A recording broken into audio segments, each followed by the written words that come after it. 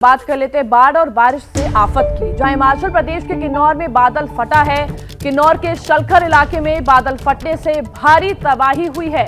बादल फटने के बाद सैलाब में कई घर तबाह हो गए, जबकि बड़ी संख्या में गाड़ियां मलबे में दब गई। तो हिमाचल प्रदेश के किन्नौर में बादल फटा है।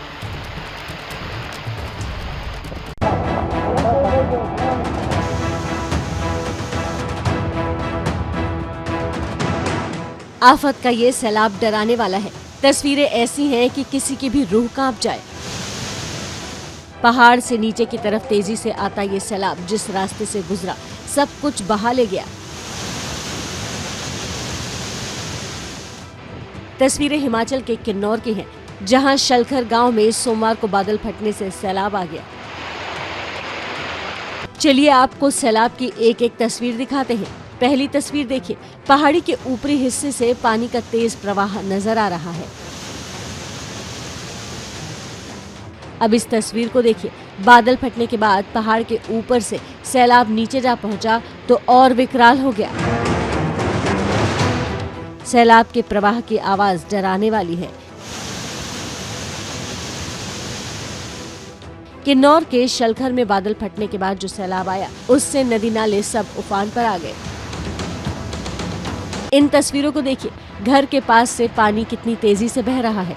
ऐसा लग रहा है जैसे ये सैलाब घर को बहा ले जाने पर आमादा हो। पहाड़ी से होता हुआ सैलाब नदी नालों को चीरता जब आगे बढ़ा तो उसके रास्ते में जो कुछ भी आया सब बहा ले गया। सैलाब का प्रवाह कम हुआ तो बर्बादी का मंजर नजर आने लगा। जिस रास्ते से भी सैलाब गुजरा वहां सिर्फ तबाही ही तबाही नजर आ रही थी। इन तस्वीरों को देखिए, घर के बाहर खड़ी गाड़ियां मलबे में दब गई। वो भी एक दो नहीं, कई गाड़ियां मलबे में दबी हुई नजर आईं। ये देखिए, पूरा घर मलबे में दबा हुआ है। घर के सामने मिट्टी और मलबे का ढेर लगा है। सैलाब लोगों के घरों के बीच से होकर गुजरा। इन तस्वीरों में सैलाब थमने के बाद भी घर के भीतर से पानी आता आपको नजर आ जाएगा। समदो चेक पोस्ट से पूह की तरफ करीब 7 किलोमीटर दूर बादल फटा था। कुदरत के इस क्रोध से लोगों के घर बार तबाह तो हो गए, लेकिन गनीमत ये रही कि लोगों की जान बच गई। जान बच गई, वही बहुत सही। मलबे में सब कुछ जाम सा हो गया है।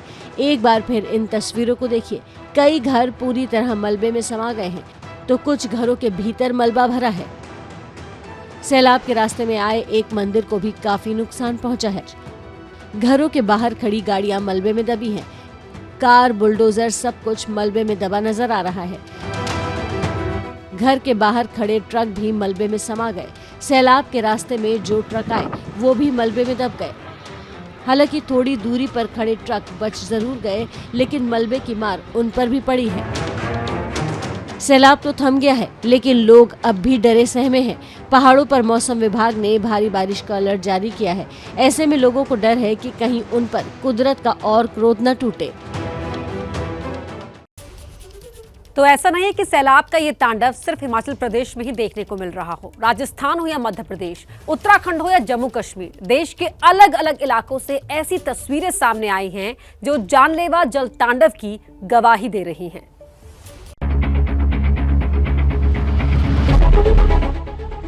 ये वीडियो हैरान करने वाला है। सफेद रंग की एक कार पूरी तरह पानी में डूबी हुई है। कार का सिर्फ ऊपर का हिस्सा थोड़ा सा नजर आ रहा है। कार जिस जगह पानी में डूबी है वहां तक पहुंचने का कोई रास्ता नहीं दिख रहा, क्योंकि हर तरफ पानी ही पानी है। सवाल ये है कि क्या पानी में डूबी कार में कोई फंसा हुआ है? ये तस्वीरें राजस्थान के जैसलमेर की हैं और घटना रविवार शाम की। जानकारी के मुताबिक पारेवर फाटा नाम की जगह पर जिस वक्त कार पानी में डूबी उस वक्त 3 लोग सवार थे। बताया जा रहा है कि अंडरपास के इस पानी में कार 2 घंटे तक फंसी रही। हालांकि अच्छी बात यह है कि कार में सवार तीनों शख्स को तैरना आता था और कार जब पानी में फंसी तो तीनों पीछे का शीशा तोड़कर बाहर निकलने में कामयाब रहे और जान बच गई। बताया जा रहा है कि देवीदान नाम का युवक अपने मित्र के साथ घर जा रहा था। रास्ते में एक जानने वाला मिला तो उसे भी बिठा लिया। कार के अंडरपास में जाने से पहले यहाँ से एक ट्रैक्टर बाहर निकला था। कार चला रहे युवकों को लगा कि वो भी बाहर निकल जाएंगे, लेकिन कार जैसे ही पुल के नीचे पहुंची बंद हो गई और फिर तीनों पानी में फंस गए। करीब 15 मिनट के संघर्ष के बाद तीनों तैरकर बाहर निकले और आसपास के लोगों की मदद से 2 घंटे की कोशिश के बाद कार को भी बाहर निकाल लिया गया। ये घटना सबक है हम सबके लिए कि ऐसी गलती करने की कोशिश ना करें।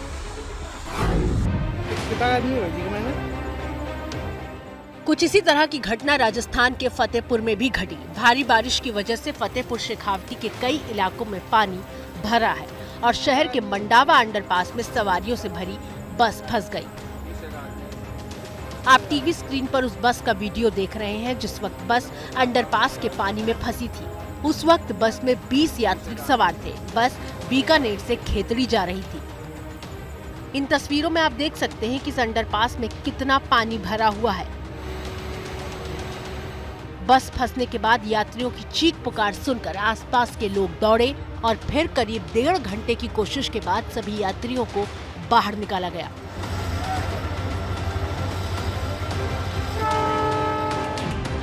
गनीमत रही कि किसी को नुकसान नहीं हुआ। बताया जा रहा है कि प्रशासन ने लापरवाही बरती और पानी भरने के बाद भी अंडरपास में जाने से रोकने के इंतजाम नहीं किए। हादसे के बाद प्रशासन की ओर से बैरिकेडिंग की गई है। रेगिस्तान के राज्य राजस्थान में जबरदस्त बारिश हो रही है। ये तस्वीरें धौलपुर की हैं, जहां रविवार की रात बारिश ने बुरा हाल कर दिया। तस्वीरें देखिए कैसे रोड पर पानी भरा हुआ है। भारी बारिश की वजह से कहीं कहीं तो घुटनों से ज्यादा पानी भर गया। भारी बारिश की वजह से नदी नाले उफान पर है। राजस्थान के 20 जिलों में 200 mm से ज्यादा बारिश हो चुकी है, जो कि सामान्य से 32% ज्यादा बताई जा रही है। राज्य के सभी जिलों में सामान्य या उससे ज्यादा बारिश हो चुकी है। राज्य में आज और कल भी भारी बारिश का अलर्ट है। रेगिस्तान हो या फिर पहाड़, मॉनसून के इस मौसम में भारी बारिश ने हर तरफ हाहाकार मचा रखा है। अब जरा हिमाचल के किन्नौर से आई इन तस्वीरों को देखिए। किन्नौर की सांगला घाटी में थेमग रंग नाले में बारिश के बाद आई बाढ़ में पूरा मलबा आता हुआ कैमरे में कैद।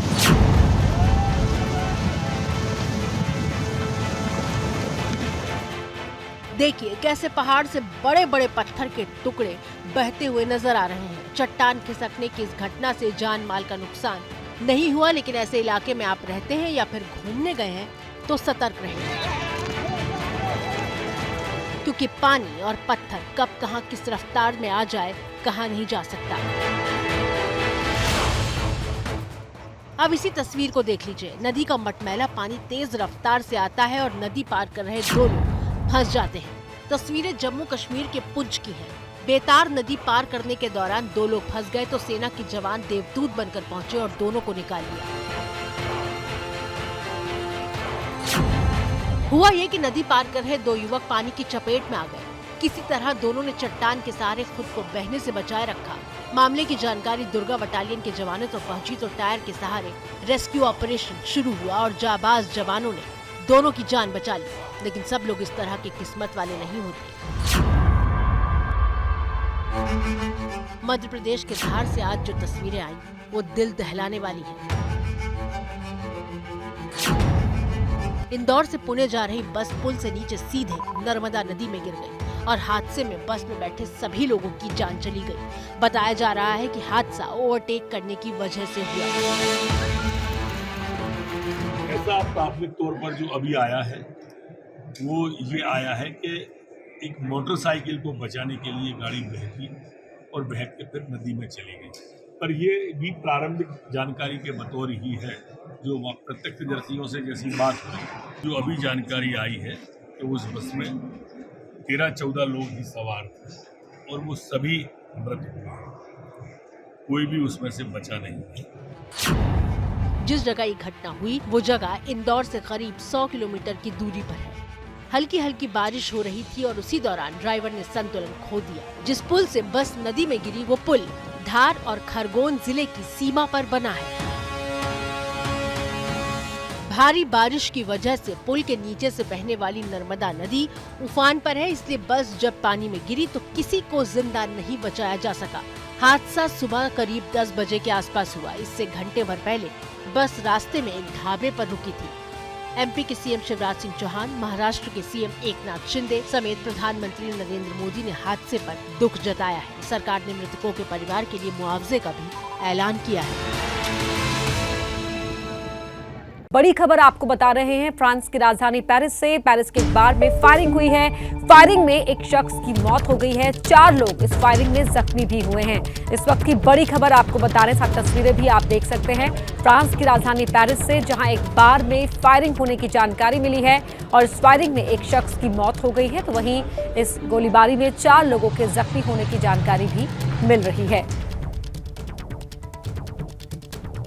और इसी बीच एक बड़ी खबर आपको बता रहे हैं, ब्रिटेन के प्रधानमंत्री की रेस में भारतीय ऋषि सुनक की दावेदारी और मजबूत हो गई है। ताजा खबर यह है कि भारतीय मूल के ऋषि सुनक तीसरे राउंड में भी सबसे आगे हैं। तीसरे राउंड में ऋषि सुनक 115 वोट के साथ पहली पोजीशन पर बने हुए हैं। तीसरे राउंड के बाद पीएम की रेस में 4 नाम रह गए हैं। दूसरे नंबर पर पेनी मॉर्डेंट 82 वोट के साथ और तीसरे नंबर पर लिज ट्रूस हैं। चौथे नंबर पर केमी बेरेनॉक 58 नंबर के साथ हैं। ऋषि सुनक इन्फोसिस वाले नारायण मूर्ति के दामाद हैं।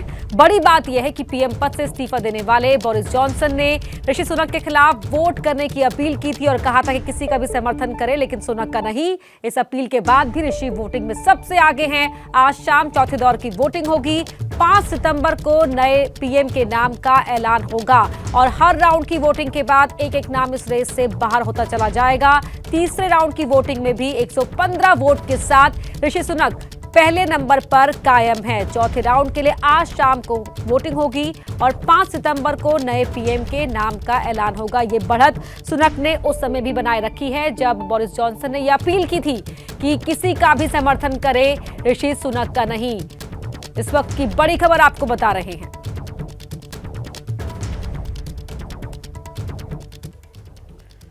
तबाही की तस्वीरें आपने हिमाचल प्रदेश के किन्नौर से देखी, जहां बादल फटने से सैलाब का तांडव देखने को मिला। बड़ी संख्या में गाड़ियां मलबे में दब गई तो वहीं कई घरों को भी नुकसान पहुंचा है।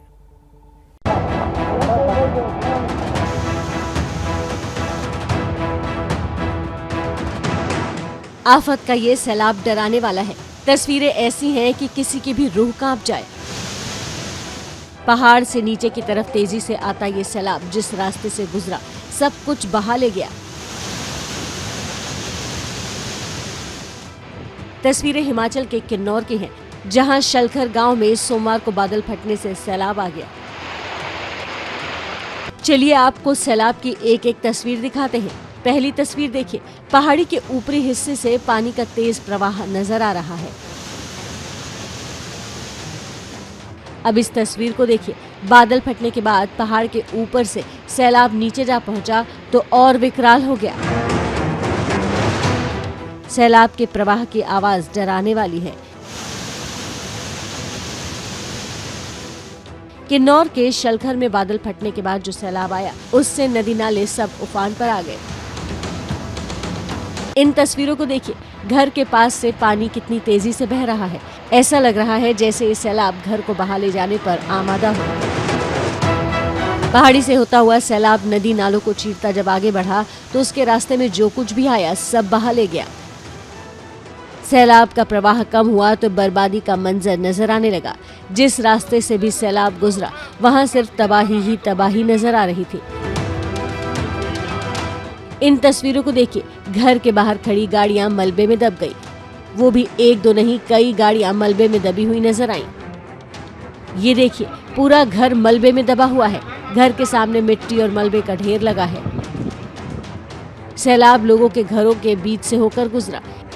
इन तस्वीरों में सैलाब थमने के बाद भी घर के भीतर से पानी आता आपको नजर आ जाएगा। समदो चेक पोस्ट से पूह की तरफ करीब 7 किलोमीटर दूर बादल फटा था। कुदरत के इस क्रोध से लोगों के घर बार तबाह तो हो गए, लेकिन गनीमत ये रही कि लोगों की जान बच गई। जान बच गई, वही बहुत सही है। मलबे में सब कुछ जाम सा हो गया है।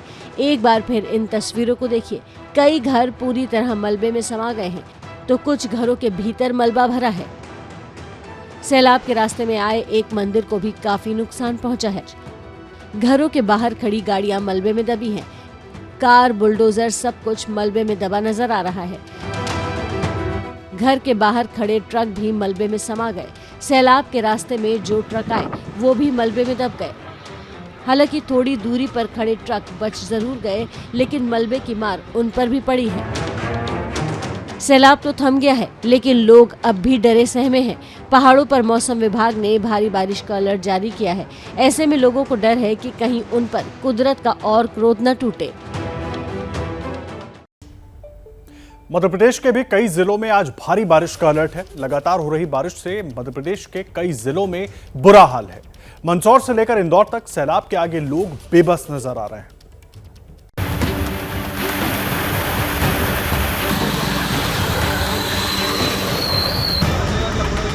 भारी बारिश से नाला पूरे उफान पर है और सैलाब के बीच एक बोलेरो गाड़ी फंसी है।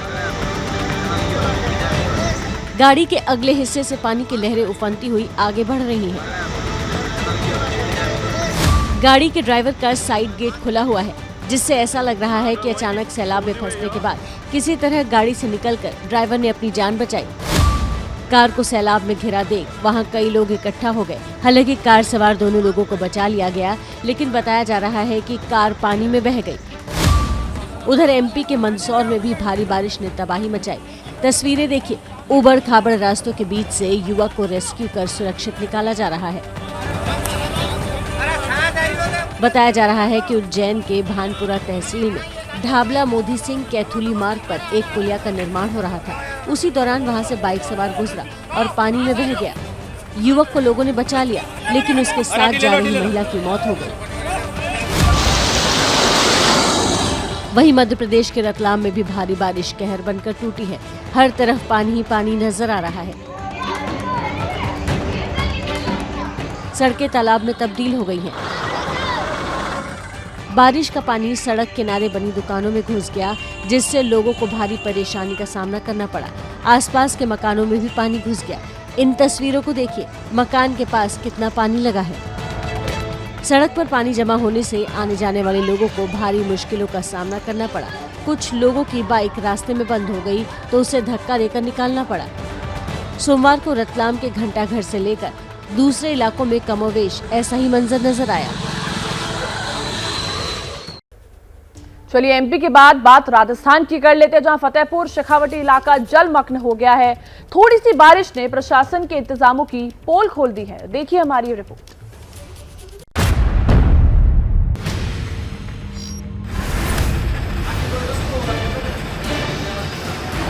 हर तरफ पानी ही पानी है। सड़कों पर पानी भरा है। दुकानों के आगे पानी जमा है। गाड़ियां पानी में डूबी हुई हैं। तस्वीरें राजस्थान के फतेहपुर शेखावटी इलाके की हैं, जहां थोड़ी सी बारिश में सब कुछ जलमग्न हो गया। फतेहपुर शेखावटी बस स्टैंड के आसपास पानी इतना ज्यादा भर गया कि पूरे इलाके में नाव चलने लगी। राजस्थान का ये रेगिस्तान है फतेहपुर शेखावटी, जहाँ पर रेत के जो धोरों में आज पूरी तरफ पानी ही पानी नजर आ रहा है और यहाँ पर नाव चल रही है। रेगिस्तान में नाव हर कोई चौंक जाएगा, क्योंकि यहाँ पर तो रेत के धोरों में जहाँ रेगिस्तानी जहाज चलता था। फतेहपुर शेखावटी इलाके की एरियर तस्वीरों को देखकर आप खुद अंदाजा लगा सकते हैं कि कैसे पूरा इलाका पानी के आगोश में समाया हुआ है। सड़कों पर पानी भरने की वजह से गाड़ियां पानी में फंस गई। एक कार पानी के नीचे बंद हो गई और उसे ट्रैक्टर से खींचकर बाहर निकालना पड़ा।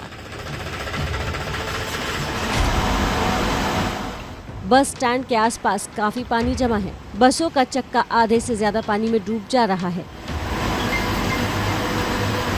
फतेहपुर शेखावटी इलाके का श्री सारनाथ मंदिर पानी में डूब गया है, जिससे लोगों को भारी मुश्किलों का सामना करना पड़ रहा है। कल सावन का पहला सोमवार था, ऐसे में कांवड़ियों को भी काफी दिक्कत हुई। बारिश अच्छी रही, अच्छा मौसम रहा, मगर जब फतेहपुर के अंदर जैसे ही हमने एंटर किया तब से लेकर अभी तक हमने सड़क पे पैर नहीं रखा। कीचड़ के अंदर नालियों के सहारे यहाँ महादेव तक पहुँचे अपने। लोगों का आरोप है कि बारिश में अक्सर पानी भर जाता है, लेकिन प्रशासन कोई सुध नहीं करता। प्रशासन की तरफ से कुछ भी नहीं है। तो घर के अंदर पानी चला गया है। एरिया में कम से कम भी यहाँ पे 600 650 की आबादी, और उनकी हालत आज ये है कि वो जर्जर होने को है। बारिश में रेगिस्तान में बाढ़ का मंजर देखने को मिल रहा है। अगर और बारिश हुई तो शेखावटी इलाके में रहने वालों की मुश्किलें और बढ़ सकती हैं। देखिए, उत्तराखंड में बारिश की चेतावनी जारी की गई है। मौसम विभाग ने 7 जिलों में रेड अलर्ट जारी किया है। भारी बारिश की चेतावनी है। प्रशासन ने सावधानी बरतने की अपील की है। आज उत्तराखंड में मौसम विभाग की तरफ से भारी बारिश की चेतावनी जारी की गई है। 7 जिलों में मौसम विभाग ने रेड अलर्ट जारी किया है और लोगों से सावधानी बरतने की अपील की है। पानी के तेज बहाव के बीच रेस्क्यू ऑपरेशन को अंजाम दिया जा रहा है। 8-10 लोगों की रेस्क्यू टीम ऑपरेशन में जुटी है, लेकिन बहाव इतना तेज है कि पानी पूरे टीम को अपने साथ बहा ले जाने पर आमादा है। तस्वीरें उत्तराखंड के पिथौरागढ़ की हैं, जहां कालिका बजानी नदी में राजेंद्र नामक युवक नदी के तेज बहाव में फंस गया था, जिसकी सूचना मिलते ही प्रशासन ने युवक का रेस्क्यू कर उसे अस्पताल में भर्ती करवाया। पहाड़ी राज्यों में मौसम की दोहरी मार पड़ी है। एक तरफ सैलाब सितम ढा रहा है तो दूसरी तरफ भूस्खलन से लोग मुसीबत में हैं। तस्वीरें रुद्रप्रयाग जिले के बद्रीनाथ हाईवे की है, जहां भूस्खलन के बाद रास्ते पर मलबा जमा हो गया है।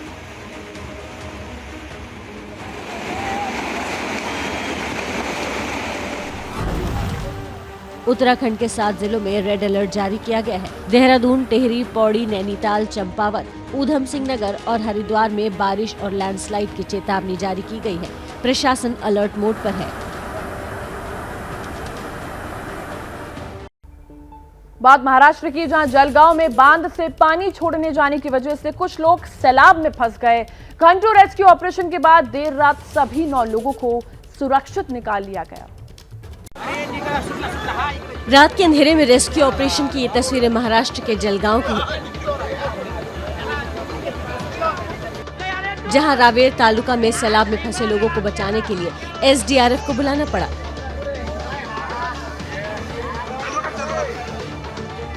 इन तस्वीरों को देखिए।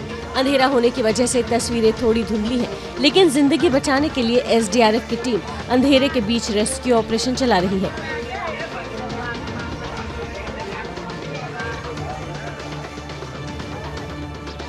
एक एक कर सैलाब में फंसे सभी लोगों को रेस्क्यू टीम ने बाहर निकाल लिया। पानी का बहाव काफी तेज होने से रेस्क्यू ऑपरेशन में काफी दिक्कत आई।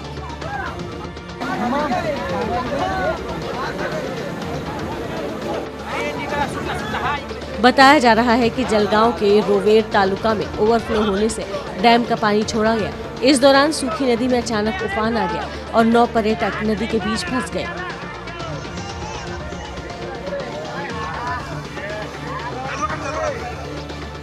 कुछ ऊंचाई पर खड़े होकर ये लोग मदद की गुहार लगाने लगे, जिसके बाद एसडीआरएफ को बुलाना पड़ा और सभी को सुरक्षित निकाल लिया गया। सैलाब से जंग जीतकर लोग बाहर निकले तो खुशी के साथ साथ इनके चेहरे पर सैलाब का खौफनाक मंजर भी साफ दिख रहा था। महाराष्ट्र के बाद अब बात ओडिशा की, जहां के हीराकुंड बांध से पानी छोड़े जाने के बाद 12 जिलों में अलर्ट कर दिया गया है। महानदी और उसकी सहायक नदियों का जलस्तर बढ़ने का खतरा है। ये उफनती लहरें किसी समंदर के नहीं बल्कि ओडिशा के हीराकुंड डैम की है। सोमवार को हीराकुंड डैम के स्लुइस गेट से भारी मात्रा में पानी छोड़ा गया। बारिश की वजह से हीराकुंड डैम लबालब भर चुका है, लिहाजा उसको कंट्रोल करने के लिए अधिकारियों ने सोमवार को डैम का 7 नंबर गेट खोल दिया। डैम से छोड़ा गया पानी तेजी से आगे बढ़ रहा है, जिससे महानदी और उसकी सहायक नदियों का जलस्तर बढ़ने का खतरा मंडराने लगा है। ऐसे में प्रशासन ने एहतियातन संबलपुर समेत आसपास के 12 जिलों में अलर्ट घोषित कर दिया है। प्रशासन ने मछुआरों को नदी से दूर रहने की हिदायत दी है। अगर बारिश हुई तो डैम से दोबारा पानी छोड़ना पड़ेगा। ऐसे में आसपास के इलाकों में बाढ़ का खतरा बढ़ जाएगा। और अब बात राजस्थान की। देखिए, राजस्थान के जैसलमेर में भारी बारिश के बाद अंडरपास में कार डूब गई और फिर क्या हुआ दिखाते हैं आपको इस रिपोर्ट में। अंडरपास में भरे पानी के बीच सफेद रंग की कार पानी में डूब गई। पानी में डूबी कार की बस छत ही कैमरे में नजर आ रही है। तस्वीर से अंडरपास में भरे पानी का अंदाजा लगाया जा सकता है। तस्वीरें राजस्थान के जैसलमेर की हैं, जहां अंडरपास में भरे पानी में ये कार डूबने लगी तो कार सवार लोगों ने जैसे तैसे अपनी जान तो बचा ली, लेकिन कार पानी में डूब गई। अब इस दूसरी तस्वीर को देखिए, जहां बारिश की वजह से अंडरपास में भरे पानी की वजह से यात्रियों से भरी बस फंस गई। राजस्थान के फतेहपुर शेखावटी में जिस वक्त बस पानी से भरे अंडरपास के नीचे फंसी थी, तब बस में करीब 20 यात्री सवार थे। आसपास के लोगों को जैसे ही घटना की जानकारी मिली, लोग तुरंत क्रेन लेकर मौके पर पहुंचे, जिसके बाद बस को क्रेन की मदद से पानी से बाहर निकाला गया।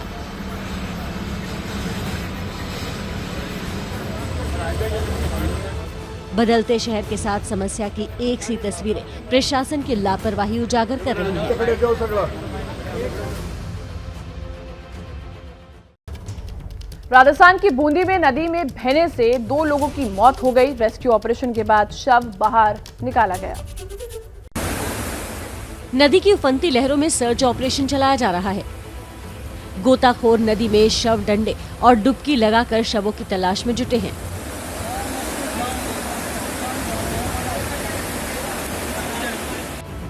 दूसरी तरफ एसडीआरएफ के कर्मचारी बोट लेकर लोगों की तलाश में जुटे हैं। तस्वीरें राजस्थान के बूंदी की है, जहां बारिश के बाद उफनती कुरेल नदी में 2 लोग बह गए थे, जिसके बाद बचाव दल के कर्मचारियों ने सर्च ऑपरेशन चलाकर 2 लोगों के शव बरामद किए। दोनों शख्स की पहचान अनिल मीणा और सत्यनारायण के तौर पर हुई है। इस सर्च ऑपरेशन में करीब 12 घंटे का वक्त लगा।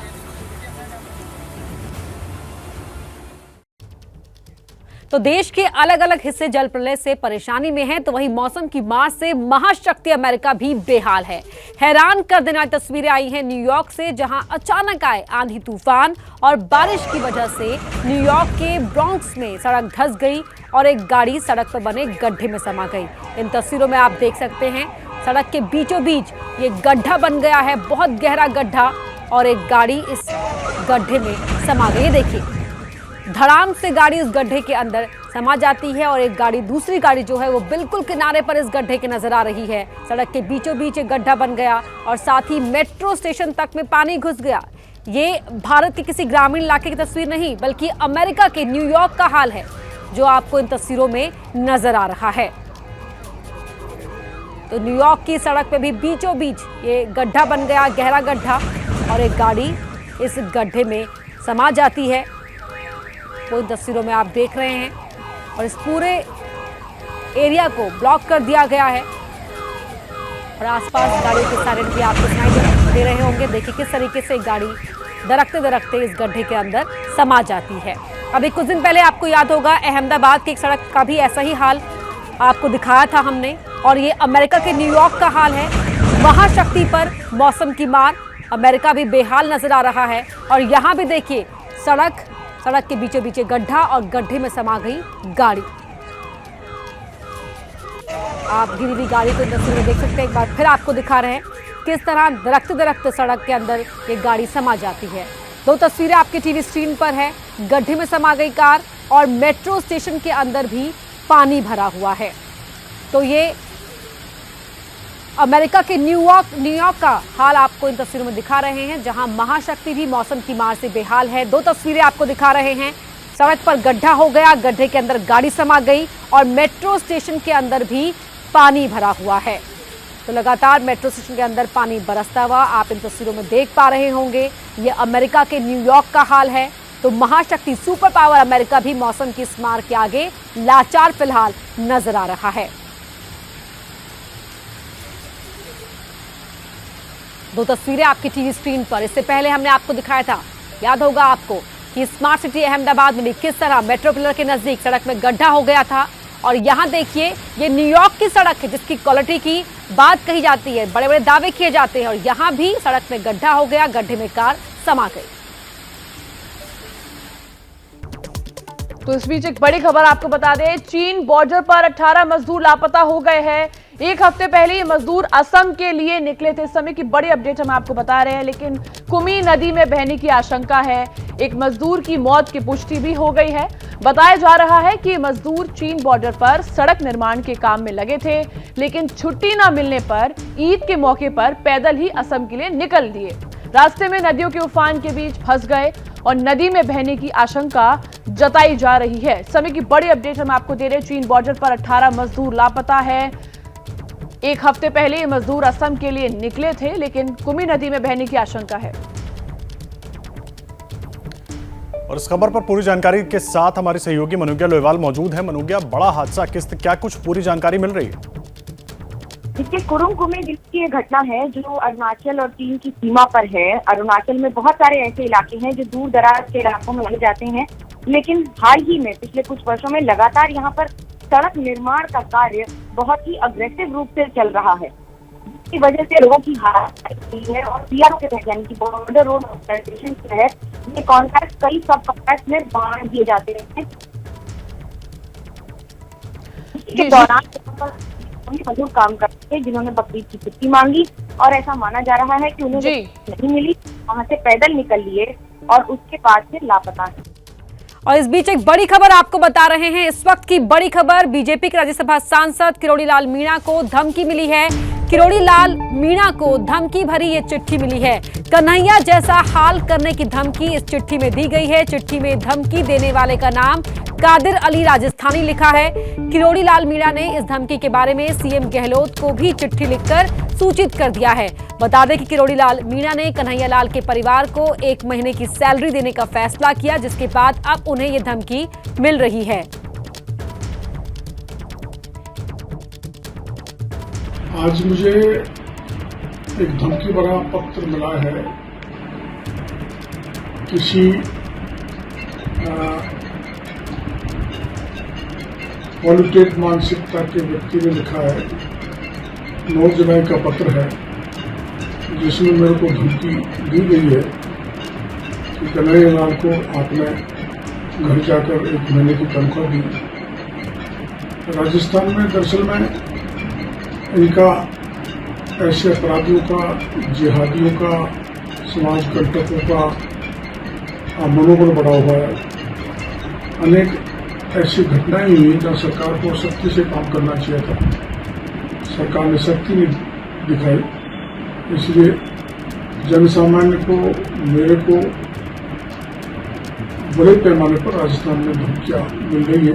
मेरी मांग है कि वो इसमें जांच करें, सच्चाई पता करें और ऐसी धमकियां मिलना बंद हो। मैं ऐसी धमकियों से झुकने वाला नहीं हूँ, डरने वाला नहीं हूँ।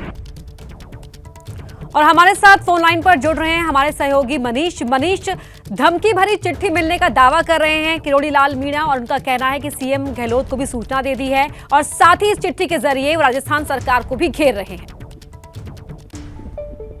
जी बिल्कुल अपर्णा, उनका सीधे तौर पर ये कहना है कि उनके दिल्ली स्थित जो घर है वहाँ पर ये डाक के जरिए एक चिट्ठी भेजी गई है। हालांकि हैंडराइटिंग को अगर हम देखें तो ऐसा लगता है कि किसी कैसे लिखवाया गया है, लेकिन चूंकि मामला बेहद गंभीर है, एक सांसद को धमकी देने का है, तो ऐसे में सीधे तौर पर राजस्थान पुलिस और राजस्थान सरकार इस मामले की जांच करवाएगी कि किस तरीके से इस चिट्ठी को भेजा गया है। हाँ, ये जरूर बात है कि डॉक्टर किरोड़ी मीणा कन्हैया लाल की हत्या के बाद उनके परिवार से मिलने गए थे, 1 महीने का वेतन देने की घोषणा की थी और इस चिट्ठी के साथ जो उस समय खबरें छपी थी डॉक्टर किरोड़ी मीणा के 1 महीने का वेतन देने की, उसकी कटिंग क्यों भेजी गई है और ये लिखा गया है कि क्योंकि आपने मदद की है ऐसे लोगों की जिन्होंने नदी की शान में गुस्ताखी की है, तो हम आपको भी अब छोड़ेंगे नहीं। तो कुल मिलाकर गंभीर मामला है, एक सांसद को सीधे तौर पर धमकी देने का मामला है। इस वक्त एक बड़ी खबर आ रही है। आम आदमी पार्टी नेता संजय सिंह ने ट्वीट कर मोदी सरकार पर हमला बोला है। संजय सिंह ने ट्वीट कर कहा है कि मोदी जी, आपको अग्निवीर बनाना है या जातिवीर। भारत के इतिहास में पहली बार सेना भर्ती में जाति पूछी जा रही है। क्या मोदी जी दलितों, पिछड़ों और आदिवासियों को सेना में भर्ती के काबिल नहीं मानते हैं? यही नहीं, संजय सिंह ने यह भी कहा है कि मोदी सरकार का घटिया चेहरा देश के सामने आ गया है। ये बड़ी बात हम आपको बता रहे हैं, बड़ी खबर इस वक्त की। आम आदमी पार्टी के नेता संजय सिंह ने बड़ा आरोप लगाया है, सरकार पर सीधा हमला किया है और ट्वीट करते हुए उन्होंने लिखा है कि मोदी जी, आपको अग्निवीर बनाना है या जातिवीर बनाना है। भारत के इतिहास में ऐसा पहली बार हो रहा है कि सेना की भर्ती में जाति पूछी जा रही है। क्या मोदी जी दलितों, पिछड़ों और आदिवासियों को सेना में भर्ती के काबिल नहीं मानते हैं? यही नहीं, संजय सिंह ने यह भी कहा कि मोदी सरकार का घटिया चेहरा देश के सामने आ गया। ये बड़ी खबर इस वक्त हम आपको बता रहे हैं। आम आदमी पार्टी के सांसद हैं संजय सिंह। अग्निवीर योजना को लेकर अब वो सीधा निशाना साध रहे हैं बीजेपी के ऊपर। और बीजेपी नेता नलिन कोहली साहब हमारे साथ जुड़ गए हैं। कोहली साहब, ये इस तरह का आरोप संजय सिंह लगा रहे हैं, अग्निवीर बनाना है या जातिवीर? इसके कई पहलू हैं। देखिए, इसका सीधा जवाब तो हमारे सेना के लोग दे सकते हैं, या जो सेना में पहले काम कर चुके हैं, काफी वरिष्ठ लोग हैं, वेटरन्स। लेकिन जहां तक एक साधारण रूप से मुझे याद आए तो सिख रेजिमेंट, जाट रेजिमेंट, ऐसे इस नाम से कई रेजिमेंट्स हैं। अब इनकी बातों से, और आम आदमी पार्टी के ये इतने नेता हैं, कुछ लोगों का ऐसा लगता है राजनीतिक अस्तित्व केवल और केवल मोदी विरोध पे आधारित है कि भाई कुछ देखे मोदी विरोध करिए, क्योंकि मोदी जी को इस रूप से देखते हैं कुछ भी हम कहेंगे तो मीडिया भी उठा लेगा, तुरंत चर्चा हो जाएगी देश में, हम अपने आप को मीडिया में भी प्रासंगिक करेंगे, हो सकता है जनता में भी, हम लोगों को पता पड़ेगा कि हम लोग राजनीतिक रूप से हैं। इसके बिल्कुल विपरीत मॉडल है काम करने का मॉडल, जो मोदी जी और उनकी सरकार, भाजपा की सरकारें हमारी करती हैं। भाई सेवा भाव से काम करिए, काम करेंगे जो आपने जनता के सामने एजेंडा रखा, उज्ज्वला योजना हो या गरीब कल्याण हो, कुछ भी हो, उससे लोग जो है काम। अब ये मोदी विरोध मॉडल को कब तक ये लोग करेंगे? और जनता भी मुझे लगता है इन चीजों को देखती है कि विवाद ना हो, विवाद पैदा करना।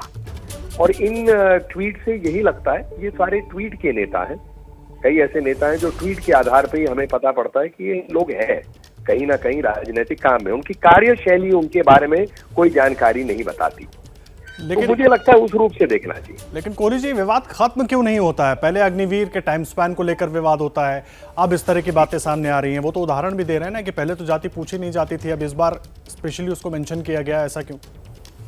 मुझे अजीब लग रही है बात। अगर जाट रेजिमेंट बना हो या सिख रेजिमेंट बना हो, ये तो स्वाभाविक है किस आधार पे वो बना होगा।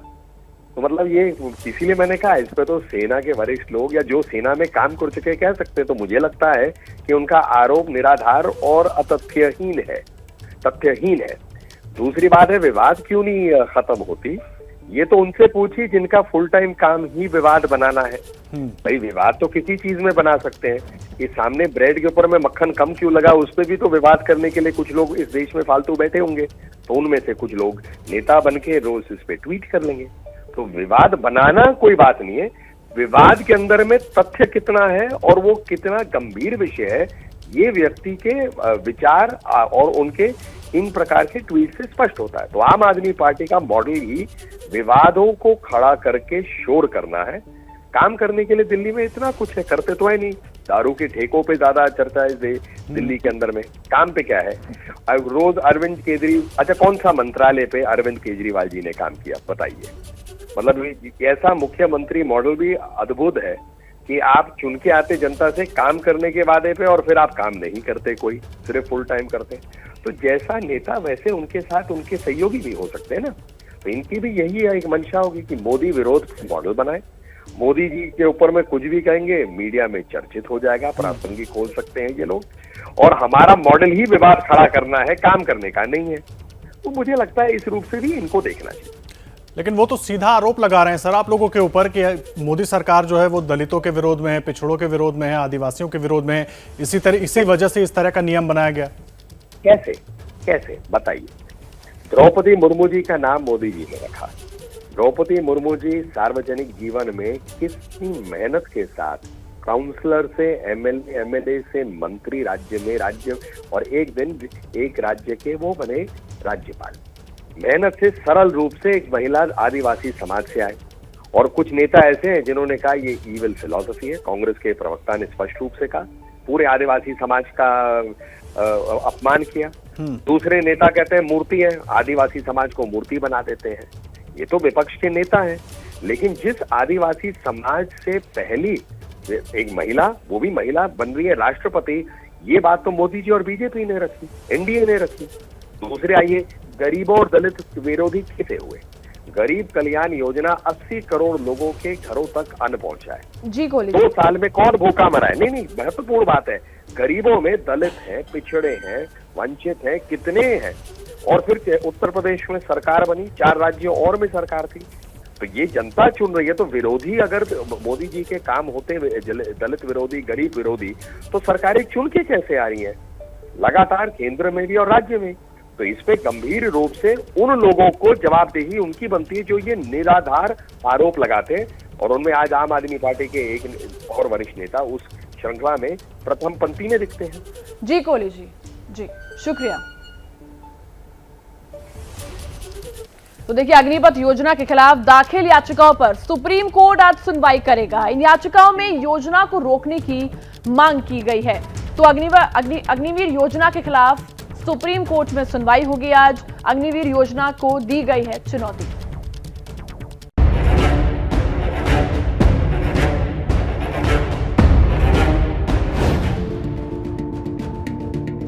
सेना में 4 साल के लिए भर्ती करने वाली अग्निपथ योजना पर संसद में तकरार जारी है, लेकिन इस बीच इस मामले में सुप्रीम कोर्ट में भी सुनवाई होगी। अग्निपथ योजना के खिलाफ सुप्रीम कोर्ट में 3 याचिकाएं दाखिल की गई हैं, जिनमें इस योजना पर फिलहाल रोक लगाने की मांग की गई। याचिकाकर्ताओं ने ये भी मांग की है कि जो सेना की नौकरी पाने की प्रक्रिया में है, उन पर ये योजना लागू नहीं की जानी चाहिए। इस मामले में केंद्र सरकार ने भी कैविएट दाखिल की है, जिसमें अपील की गई है कि उसका पक्ष सुने बिना कोई आदेश न दिया जाए। सुप्रीम कोर्ट में ये मामला जस्टिस DY चंद्रचूड़, सूर्यकांत और AS बोपन्ना की 3 सदस्यीय बेंच के सामने सुनवाई के लिए लगा है। हालांकि अग्निपथ योजना के तहत सेनाओं में भर्ती की प्रक्रिया शुरू कर दी गई है। और अब बात करते हैं सुप्रीम कोर्ट में एक और सुनवाई की। बीजेपी निलंबित नेता नुपुर शर्मा की याचिका पर सुप्रीम कोर्ट में आज सुनवाई होगी। नुपुर ने एक नई याचिका दाखिल की है, जिसमें उसने गिरफ्तारी पर उन्होंने रोक लगाने और उसके ऊपर दर्ज सभी केस को दिल्ली ट्रांसफर करने की मांग की है।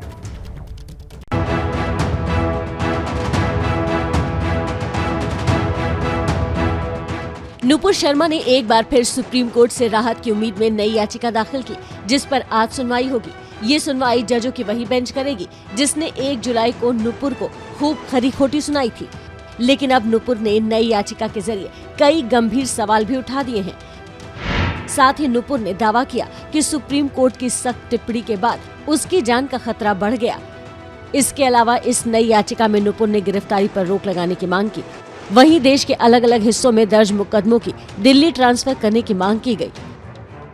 अब आइए जानते हैं कि पिछली सुनवाई में सुप्रीम कोर्ट ने नुपुर पर क्यों टिप्पणी की थी। नुपुर से कहा गया था कि आपके चलते देश की स्थिति बिगड़ी हुई है। उदयपुर में जो दुर्भाग्यपूर्ण घटना हुई वो आपके बयान का नतीजा है। आप खुद को वकील कहती हैं और ऐसा गैर जिम्मेदाराना बयान देती हैं। दरअसल पैगंबर मोहम्मद पर नुपुर के विवादित बयान से देश के कई हिस्सों में हिंसा भड़क उठी थी। कई शहर जलने लगे थे।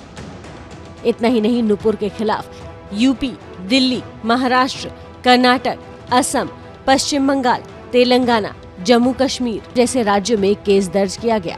कुछ राज्यों की पुलिस तो नुपुर की तलाश में कई दिनों तक दिल्ली में भटकती रही।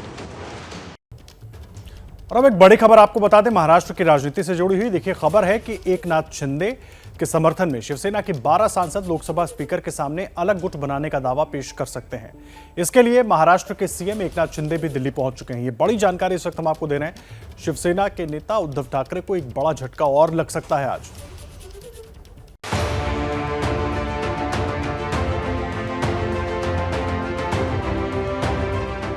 कल राष्ट्रपति चुनाव के लिए वोटिंग हुई और देर रात ही महाराष्ट्र के मुख्यमंत्री एकनाथ शिंदे दिल्ली पहुंच गए। खबर है कि शिंदे का ये दौरा शिवसेना के विरासत की जंग की अंतिम कील साबित हो सकती है। कल तो ये कहा जा रहा था कि शिंदे का ये दौरा महाराष्ट्र में कैबिनेट विस्तार को लेकर है, लेकिन जो खबरें हैं वो उद्धव कैंप पर भारी पड़ सकती हैं। सूत्रों के मुताबिक विधायकों के बाद आज शिवसेना के कई सांसद भी उद्धव ठाकरे को टाटा कर सकते हैं। सूत्रों का दावा है कि आज शिंदे के साथ 1 दर्जन सांसद पीएम मोदी से मुलाकात भी कर सकते हैं। इसके अलावा लोकसभा स्पीकर को अलग चिट्ठी सौंपकर अलग गुट बनाने की मांग कर सकते हैं। दावा है कि इससे पहले मुंबई के ट्राइडेंट होटल में हुई शिंदे गुट की बैठक में शिवसेना के 12 से 14 सांसद वर्चुअल मौजूद थे। वहीं एकनाथ शिंदे ने पार्टी पर भी अपनी पकड़ बनाने के लिए अपनी अगली चाल चल दी है। एकनाथ शिंदे गुट ने शिवसेना की नई कार्यकारिणी की घोषणा कर दी है। पुरानी राष्ट्रीय कार्यकारिणी को बर्खास्त कर दिया गया है। एकनाथ शिंदे को शिवसेना का मुख्य नेता चुना गया है। उद्धव ठाकरे को भी अपनी आने वाली मुसीबत का अंदाजा है, इसीलिए अपनी ताकत का बदला लगाने के लिए उन्होंने मातोश्री में संसद की बैठक बुलाई है। और अब देख लीजिए इरफान का कार्टून मुख्तार अब्बास नकवी पर क्या कह रहे हैं इरफान, देखिए।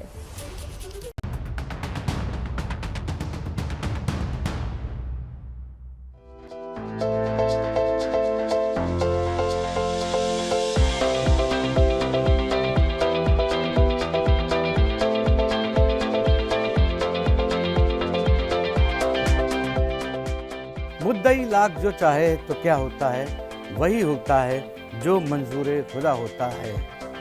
मुख्तार अब्बास नकवी अच्छे खासे केंद्रीय मंत्री बने हुए थे, अचानक ही हटा दिए गए। फिर कहा गया कि शायद वो उपराष्ट्रपति बन जाएंगे। कल तक तो यही कहा जा रहा था, लेकिन अब कहा जा रहा है कि शायद वो बंगाल के राज्यपाल बन जाएंगे। फिलहाल तो सारी बातें खबरों में हैं और मुख्तार अब्बास नकवी सिर्फ पूर्व केंद्रीय मंत्री हैं।